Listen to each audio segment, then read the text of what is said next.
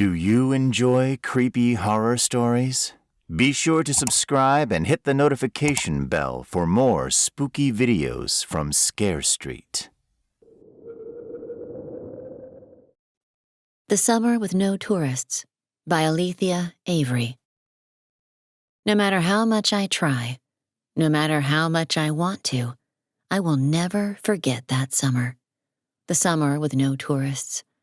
That summer changed everything, not just for me, but for everyone. Every detail, every minute of it, seared into my memory with a crystalline clarity. From the sweet smell of the overgrown, uncut grass to the rancid stench of death. The first time my mother said there would be no tourists that summer, I remember feeling happy. I always liked the island better when it was quiet and empty. It meant my friends and I would have the whole place to ourselves. It could be our kingdom all summer long, something I had never experienced in my 8 years of existence. No tourists meant no one would be around to yell at us for shortcutting across their yards, racing our bikes too fast on the main road, or making driftwood forts on their part of the beach. No tourists? I repeated her words out loud to confirm this wasn't some sort of a joke. They've stopped all the boats. My mother shrugged. Her face contorted into an unconvincing smile. Warring emotions seemed to pull her expression in 2 different directions at once. I don't think my mother was ever particularly good at hiding her emotions, but after that summer, she became absolutely terrible at it. So, no one will come to the parade? My happiness was short-lived. The more I mulled it over, the worse the idea sounded. My mother's face twisted again. She wasn't expecting that question. Her brow furrowed as she debated how to answer. "We can have our own parade," she said after managing to force her features back into a calm and cheery facade. "We'll invite Scott and Clara. I'm sure Mason and Lucas will come too. Oh, and baby Stella." "But what about Travis? When will Travis get here?" My own expression must have looked as desperate as I felt when I thought about spending a whole summer without Travis. My mother immediately crouched down and wrapped her arms around me, pulling me into a deep hug. My face squished into her cotton shirt. She was holding me so tight I almost couldn't breathe. "Oh, sweetie," she said in a voice so sad it set off the panic receptors in my brain all at once. "I don't think we'll see Travis this summer.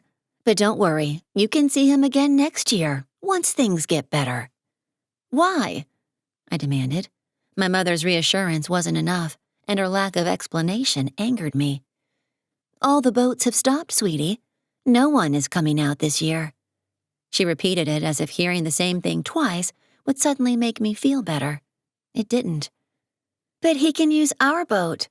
Dad can go to town and pick him up." In spite of the oncoming panic and urge to cry, I spoke as calmly and rationally as I could, hoping my grown-up voice would be convincing enough. This time, it didn't help. Mother just pouted. "We can't use the boat, sweetie. Your father is putting it away after tonight. We can't go into town, not for a while. You've still got your brother, and Clara, and Scott, and Mason, and Lucas to play with." This suggestion angered me more than anything my mother said that day. None of them was Travis. None of them was my best friend. My hands balled into fists. I always had Clara, Scott, Lucas, and Mason to play with. And the idea of being stuck with my little brother Hunter all summer was the worst part of it all. "I don't want to play with Hunter. He always ruins everything." Hunter was 6 and a major pain in my butt. "Lucas is too old and Mason smells bad." I broke away from my mother's smothering hug, sprinted up the stairs, and slammed the door to my room. I cried and wallowed in self-pity for a while, making sure to stomp angrily from one end of my room to the other, to ensure that Mother fully understood the kind of torture she was putting me through by not letting me see Travis. Travis was the best part of the summer. He was my best friend in the whole wide world, even though I only got to see him for a few weeks between July and September. Of course, back then I didn't really understand that my mother was not in control of the situation and was actually doing her best, despite my underdeveloped conspiracy theories. I continued sulking until my mother called me downstairs to help Father unload the boat. By the time I walked my short legs to the end of our dock, he had already unloaded most of the grocery bags onto the sun-bleached wooden planks. The bags were stacked in a massive heap. It was roughly 5 times the amount he would typically bring back from town. "Hey, kiddo," Father greeted me in his usual fashion as he hefted a giant bundle of paper towels over the edge of the boat and placed them on the dock in front of me. His hair was frazzled and he looked more exhausted than usual. "Think you can manage?" He chuckled as he watched me wrap my little arms around the bundle. I was still small for my age, and the sight of me trying to lift something even that light must have been pretty amusing. As I half-dragged the paper towels up the lawn, Mother came down with Hunter in tow and quickly got to work bringing the bags up to the house. Hunter was tasked with carrying one small bag of apples, and he couldn't even manage that without tripping over himself and bruising half the bag. I must have made about 10 trips back and forth across the lawn before all the bags made it into the kitchen. Mother and Father toiled away for hours that night, long after they read me and Hunter our last bedtime story. From cracks in the old wooden floor, we heard them unpacking downstairs, speaking in feverish whispers. At the time, I thought Mother must have been angry at Father for spending so damn much on groceries. Then, their whispers rose until they were nearly shouting. My mother started to cry. Hunter snuck out of his bed and crawled into mine. When I asked him why, he said it was because of the creepy tree outside his window. But I knew it was because of whatever was going on downstairs. After that night and Mother's announcement that there would be no one visiting the island, the next few weeks went back to almost normal. I say almost normal because there was actually nothing normal about them. Our pathetic little 4th of July parade came and went, but no boats did. Mother dressed me as a fisherman and Hunter as a fish. It was predictable and unimaginative, but despite the obvious lack of effort when compared to previous years, we managed to win first prize, a bucket shaped like a sandcastle. Then, we marched up the dirt road and down to the island's main dock, as was customary. With a fraction of the normal crowd, the parade wasn't nearly as exciting as usual. Rather, it became painfully obvious how few people remained on the island that summer. Baby Stella, dressed as a sunflower, cried almost the entire time. And so did Hunter, when Mother said he wasn't allowed to go swimming. "The water's not safe, Pumpkin. Not here," Mother explained as Hunter's eyes welled with tears. Then Lucas jumped in. Lucas and Mason's mother, Susan, screamed and hissed a string of curses as Lucas emerged up the ladder, dripping wet. He shrugged and smiled as much as he could, but eventually, her barrage of angry words broke down his cocky demeanor, and Lucas hopped on his bike and sped away. The whole thing fell apart after that. The crowd of about 15 people dispersed, and we all went back to our respective places of residence until it was time to gather on the beach and watch the fireworks. Of all the bad decisions made that day, this idea proved to be the worst. When the sun finally sank below the horizon, the handful of year-round island families gathered on the edge of the shore and waited. I sat with Clara and Scott. The 3 of us squished onto one beach towel and waved sparklers around in circles to keep ourselves amused and ward off mosquitoes while we waited. Mason and Lucas set off a couple of rounds of hardly legal Roman candles. Then we waited some more. Nothing. Instead of fireworks, we sat and watched the city across the bay fall dark, blanketed by a terrifying silence. Most of the lights twinkled out, and a perpetual plume of smoke rose from some unknown source. "Why are we still waiting? You know nothing's going to happen." Lucas rose to his feet and kicked sand off his pant leg. "Sit down. Just wait a little bit longer." Susan pinched the bridge of her nose between her fingers. It was clear she had been struggling to control the 2 boys since their father hadn't returned home after the last boat left town. "It's fucking pointless. They're all dead anyway," Lucas muttered and angrily swatted a mosquito as he dropped back down to the sand. "Lucas!" Susan hissed. "Don't say that," Mason joined in scolding his older brother. "Why? You know it's true, just like Dad," Lucas retorted and kicked at a clump of dried seaweed. "Shut up, idiot!" Mason lunged at Lucas, and the 2 began to wrestle in the sand, throwing as many punches and kicks as they could manage before Susan pulled them apart. Boys!" Susan shouted and shot to her feet, then froze. We all stared in shocked silence when the first firework cut a gleaming red path across the sky, with a loud crack that echoed across the dead silent bay. It exploded in a burst of red and blue. My father tucked his beer in his arms and began to clap. Everyone joined in, cheering and clapping until one more sparkly gold burst of light exploded in the sky and slowly crackled, fading once again into a spooky silence. The clapping stopped. "Was that it? Is there more?" I looked up at my mother and pleaded. She just shook her head for a long time before whispering, "I don't know, sweetie. I don't know." It was then that Susan lost it. She broke down in loud sobs and collapsed onto the beach. Mother ordered Father to take us all back up to the house. I watched from my bedroom window while a small group of women sat around Susan, doing whatever grown women do to comfort each other, and eventually fell into an uneasy sleep. After the first week, Clara's parents started giving her a strict curfew to be home before sundown. Additionally, we were all told that under no circumstances were we allowed to go swimming. This new rule bothered Hunter the most. He loved the water. I did too, but to a much lesser extent.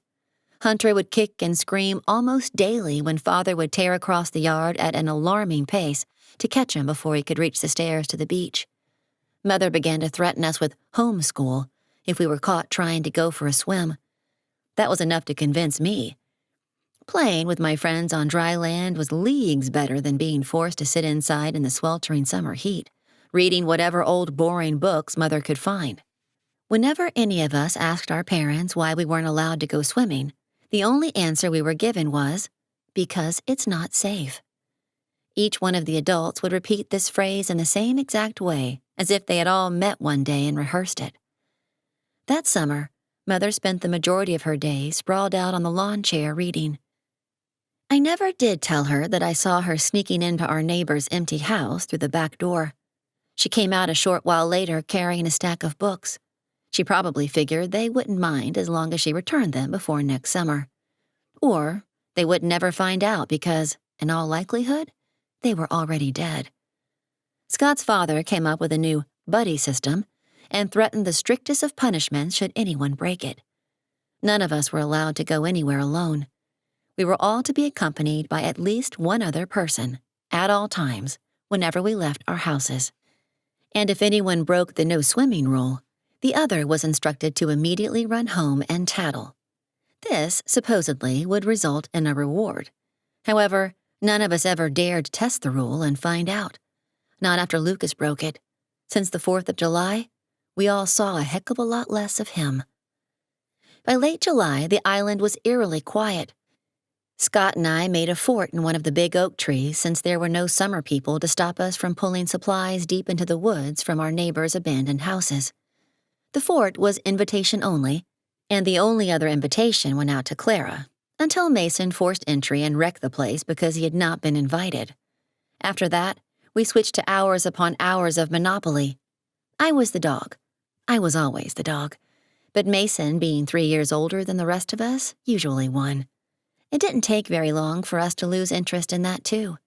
By the end of July, Scott and I had explored almost every nook and cranny of the island, except for Devil's Cove. Devil's Cove was on the far end of the island and surrounded by sharp cliffs. It could be accessed somewhat safely only at low tide, but we were always warned not to go there. If the tide came in too fast, there would be no way to get out. Of course, this didn't stop Mason, the most snot-nosed, dirty-shirted kid I'd ever met, from egging us into going.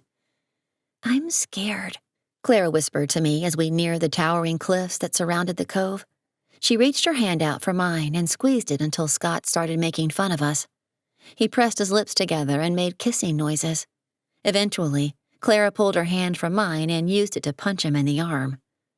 "Come on, chicken shits." Mason barreled toward the last outcropping of rock that stood between us and Devil's Cove. Stupidly, we all followed. The tide was low, which meant we only had to crawl over several medium-sized rocks and wade in ankle-deep water to get there. I wasn't sure if this counted as swimming, but Mason seemed so sure it didn't, and we had nothing better to do. So we went. I peeled off my shoes and socks, shook the sand out of them, balled up the socks, and shoved them into my shoes. I set them on a rock a good distance from the water, then followed after Mason, who already had both feet in the water. For a moment, he pretended to choke, then burst into laughter and started to splash water in our direction until Clara screamed for him to stop. When he didn't instantly die from contact with the water, one by one we followed him around the jagged outcropping. "Holy friggin' shit!" I heard Mason shout when he entered the cove. "Guys, come see this!" We all rushed forward at once. The force of our curiosity and excitement was enough to knock Mason off balance. He tumbled forward and fell onto his hands. "Shit! You idiots!" Mason pulled himself up 1 foot at a time. One of his knees was bleeding from colliding with a barnacle-covered rock below the surface, and the front of his shirt was soaking wet. "My mom's gonna kill me!" Mason wiped his wet hands on the dry part of his shirt, whipped around, and punched Scott hard on the arm, simply because he was the person standing closest to him at the time. "Ow! I didn't push you, dog breath." Scott rubbed his arm. It was the second time in under 10 minutes he had been punched. I might have felt bad for him if I had not been busy noticing the thing on the beach that Mason had seen first. "What is that?" I asked no one in particular. "Oh, no." Clara immediately turned around and began walking back the way we came. "Mom?" She started to shout. "I want my mom!" She continued. "Help!" Clara started to cry. She didn't even stop to grab her shoes as she went sprinting back up the beach in the direction of her house. "Clara!" Scott called after her, then turned back to us. "Let's get out of here. This is bad." Scott began backing away. "No flippin' way." I stared in disbelief, or maybe it was shock, at the grayish mass of crab-chewed cloth and decaying flesh that lay sprawled out on the beach, not far from the tide line. "Wuss?" Mason said to Scott, or maybe to both of us, and started moving closer. For some completely inexplicable reason, I followed. Scott did not. He stood ankle-deep in the water for a minute while I advanced, then turned and chased after Clara, shouting wildly just like she had. Mason's morbid curiosity proved much stronger than my own, and he walked right up to the decaying corpse. Then, he bent down to examine it more closely. "Holy crap-ola," he said. "It frickin' stinks." I crept cautiously around the body, keeping a good 10-ish feet between me and it at all times. The flesh had been peeled back from around its fingers. It looked like it had been chewed off, or maybe rotted, exposing the bone. What skin and tissue matter were left around its face and the exposed parts of its stomach had turned a putrid gray and sunk in. My stomach started to turn. Flies crawled around the gaping black holes where his, or her, eyes should have been. A reeking stench permeated the hot summer air. I covered my nose and mouth with my hand and swallowed down a scream.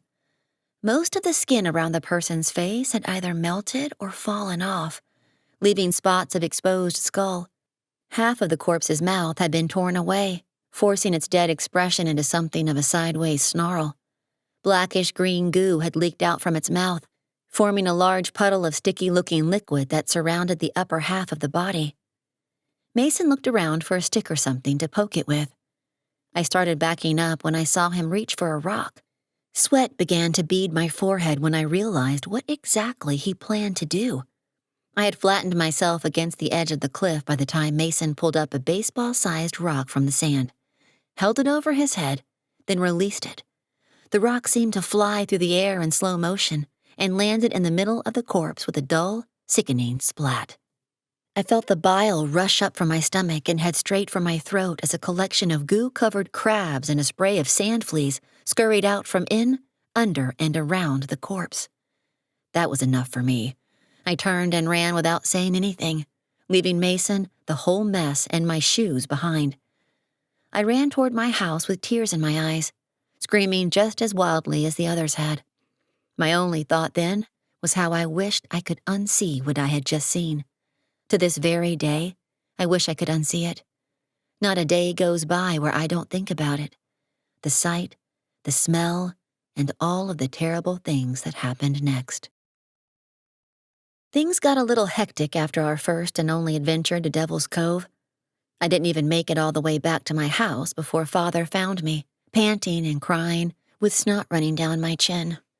My legs felt like jelly as I ran toward him. He scooped me up in his arms and ran the rest of the way back for me. I closed my eyes and rested my head on his shoulder as he carried me, still crying. I heard Susan streak by as she ran the opposite direction, screaming Mason's name. By the time we got home, Mother was already crying. She hugged me and scolded me at the same time, then dragged me into the shower where she hosed me down, clothes and all. We both cried the whole time as I blubbered apologies and answered as many of their angry questions as I could. "I told you not to go in the water. I told you," she kept repeating. I'm sorry, I choked. That night, I tried to sleep but couldn't, in spite of being thoroughly exhausted. Every time I closed my eyes, I saw flashes of the corpse. It was as if the image was burned into the back of my eyelids. I tried to squeeze them shut, but my eyes would immediately spring open again. I also heard my parents arguing again, loudly this time. "What am I supposed to do?" Mother shouted. "Lock them both in the house? And where were you, huh?" "If they get sick," Father started, but he was cut off almost immediately. "We'll deal with it." Mother snapped back and left him no time to argue as she stomped away up the stairs. I pulled the blankets over my head and pretended to be asleep when I heard her heavy footsteps getting closer. But to my surprise, she had not come to yell at me. Instead, she moved me over and slid into bed next to me. I didn't understand why, but I was relieved to have the company and eventually drifted off to sleep. The next day, a somber cloud seemed to hang about the house. It stuck around for a few days thereafter. Mother hovered around me like a worried songbird protecting her chick from a circling hawk. Even Hunter seemed quieter than usual, although he had no understanding of what had happened, and still made several attempts to sneak down to the beach. "How are you feeling, sweetie?" she asked me over and over. "I feel fine," I reassured her time and time again, but she still checked my temperature with the back of her hand, no less than 10 times a day. On the evening of the third day, Susan showed up with Mason and Lucas in tow. The second my mother saw them approaching, she told me to take Hunter upstairs. "Why?" I whined. "I want to play with Mason," I lied. I didn't actually want to play with Mason at all. I just wanted to know how much trouble he had gotten into after our trip to Devil's Cove. "Take your brother upstairs now and play with your Legos, or I won't let you see Mason for the rest of the summer." My mother grabbed me hard by the wrist and pulled me and Hunter to the front door, then pushed us both inside. "Go!" she demanded, and pointed to the stairs. I took Hunter's hand and we both went upstairs. But we did not play with our Legos. Instead, we both crept to the window in our parents' room and watched a strange scene play out on the front lawn. "That's far enough," I heard Father say. He rose from the porch and went to stand beside Mother in the grass. "Give us the boat," Susan demanded. She looked pale, and her arms were visibly shaking as she held her purse in one hand and Mason's hand in the other. All three were wearing backpacks. It looked as if they were planning on taking a trip. Mason's head drooped to the side. He appeared to be looking somewhere far away, completely oblivious to his surroundings. He didn't look like the same Mason I had seen a few days earlier. His skin was ashen, his lips were pallid, and his arm dangled limply in his mother's grip. He looked like a hollow shell of the stocky, ruddy-cheeked bully I reluctantly called a friend. But if Mason was a hollow shell of himself, Lucas was a shadow. Lucas, who was tall and lanky to start, was disheveled and bone-thin.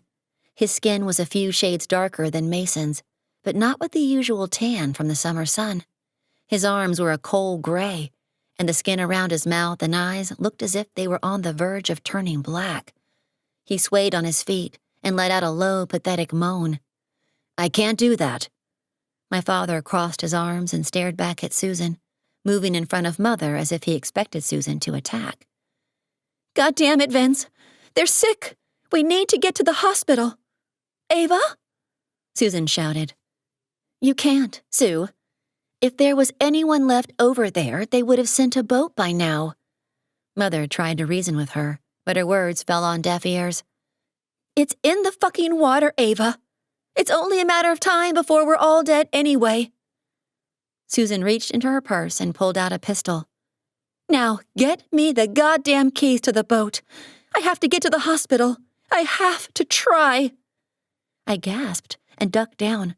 Hunter began banging on the window with his chubby little hand. Mama!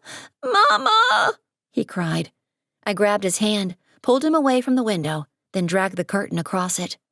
Shh! I covered his mouth with my hand. Hunter dropped to the floor and started crying. I left him there and peeked out from the very edge of the window, doing my best to stay hidden between the curtain and the wall. Father had his hands up now, and Mother had brought hers to her mouth. Lucas let out another low moan and collapsed to the grass. Lucas! Susan shouted and dropped her purse into the grass, but still managed to hold on to the pistol. Lucas! She shook her nearly lifeless son a few times until a gooey black liquid began to seep from the edges of his mouth. Now, Vince! Now! Susan whipped her head around and pointed the gun at Father. My father nodded to my mother. Mother ran into the house. Below, I heard her sprint into the kitchen and grab the boat keys from the key hook in the kitchen. Hunter was still sobbing. Mommy! He cried. Stay put, Mother hissed as she rushed back out the door. From the porch, she tossed the keys into the grass next to Susan. Here, now get the fuck off our property, she shouted and went back inside. Father stood with his arms crossed and watched as Susan scooped up the keys, then hefted Lucas over her shoulder. Mason, come, she demanded as she marched off in the direction of our dock. Mother came up the stairs and picked Hunter off the floor. I bolted for the door and she called after me, but I didn't listen. I reached the porch just as Mason reached the edge of our yard. Mason! I called out to him. I wanted to say goodbye or good luck, something, anything. But when he turned his head and stared at me, I could see his eyes had gone completely white.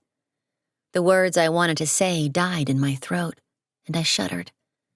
Father picked me up and carried me inside.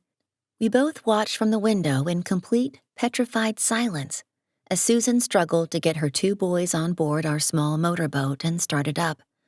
After about 15 painfully slow minutes of waging war on the engine, it sputtered to a start. Soon after, our little boat disappeared from view, taking Susan, Lucas, and Mason along with it. That was the last time we ever saw any of them. A month passed. Summer started to fade into fall, and the island fell into a quiet routine. Almost everyone kept to themselves, but I did still see Scott and Clara on occasion. A general gloominess stuck around that none of us could seem to shake. I missed Travis more than anything. I missed him so much, I decided to start writing him letters. I told myself it was because he deserved to hear about what happened to Mason and Lucas, and the body we found in Devil's Cove. But in actuality, I never told him any of these things in the letters. I think I was afraid then. Afraid that if I wrote them down on paper, then all the terrible things I had seen would become all the more real. I guess by telling you this, in some ways they have. Then one day, a boat appeared on the horizon. Scott came racing across our yard. His house was closest to the island's main dock, and they had seen it first. A boat! A boat is coming! Scott shouted through our screen door, then sprinted away to join the crowd that was already gathering on the dock. Father grabbed my hand, and Mother carried Hunter as we all went down to the dock to wait for the ferry. Is it over? But the TV's still out. Is that a ferry? It sure looks like one. Is it headed this way? Excited and nervous chatter rose from the crowd as we watched the boat drift closer. After what felt like forever, the ferry floated in our direction. A deafening silence fell over the crowd. The boat was full of people. So full, it looked like it was about to burst. Arms and legs hung over the railings. Bodies were pressed tightly against the windows. Every hair on my body stood on end, as the now too familiar stench of rotting flesh carried across the water. They were dead. Every single one of them. We all just stood there, watching, as the ferry drifted closer. No one was steering. The thick ropes that usually tether the ferry to the docks on the mainland hung frayed and broken. They dragged in the water behind the ship as it moved onward, slowly being pulled out to sea by the current. When the ferry drifted a few yards from where we all stood, we stared in silence at the blank-eyed, black-lipped, gray-skinned passengers. We stared at them. They stared at us. Everyone stood stone still, fearing to move, fearing to breathe. And then I saw him. Travis! The name escaped my lips before I could think to catch it. Travis was standing on the deck in his favorite green rain jacket. My hand instinctively jerked back and forth in a slow wave. Then he turned his head in my direction. I instantly regretted calling his name. A chill turned the blood in my veins to ice water when he opened his mouth. Just then, a thick, blackish, greenish goo poured out of it and dripped down into the sea. Are you looking for more creepy horror stories? Click the link in the description or search Scare Street on Audible for a list of all our bone-chilling titles. Don't forget to like, subscribe, and hit the notification bell for more spooky videos from Scare Street. See you in the shadows.